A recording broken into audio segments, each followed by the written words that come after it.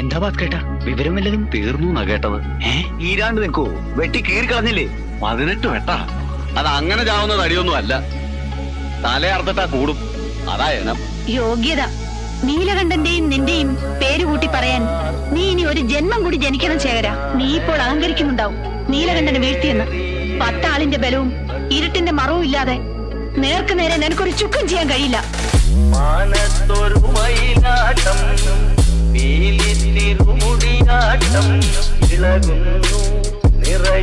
നേരിട്ട് പിടയ്ക്കാൻ അറിയാൻ പാടില്ലാഞ്ഞിട്ടല്ല, അതാ ശീലോ.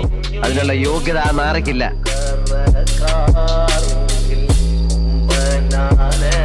ഇത് നീലകണ്ഠന വെറും വാക്ക് പറയുന്ന ശീലം എനിക്കില്ല.